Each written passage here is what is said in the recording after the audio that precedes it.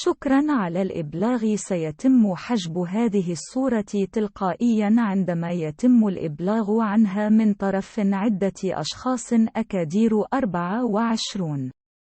أغادير 24. أوقفت العناصر الأمنية التابعة لولاية أمن مراكش مهاجرين إفريقيين سريين، وذلك بعد اقتحامهما شقة تقع بحي السعادة بمقاطعة جليز بغرض السرقة. وحسب ما أوردته مصادر محلية، فإن المهاجرين المنحدرين من الكوت ديفوار والكاميرون ولجن الشقة المذكورة في سرية تامة، بيد أن سانديك العمارة اشتبه في أمرهما، فقام بإبلاغ عناصر الشرطة. وأوضحت ذات المصادر أن عنصرين ينتميان لفرقة الصقور حلا بعين المكان مباشرة بعد تلقي الإبلاغ، حيث تمكن من ضبط المشتبه فيهما متلبسين بسرقة محتويات الشقة، خاصة الأشياء الثمينة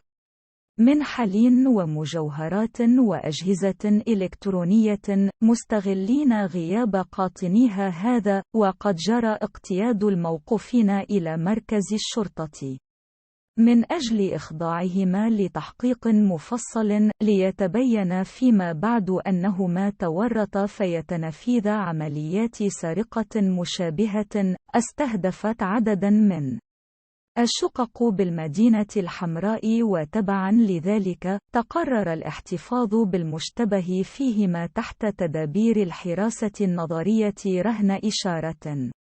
البحث القضائي الذي تشرف عليه النيابة العامة المختصة، فيما تتواصل التحريات من أجل تحديد شركائهما في ارتكاب الأفعال الإجرامية سالفة الذكر.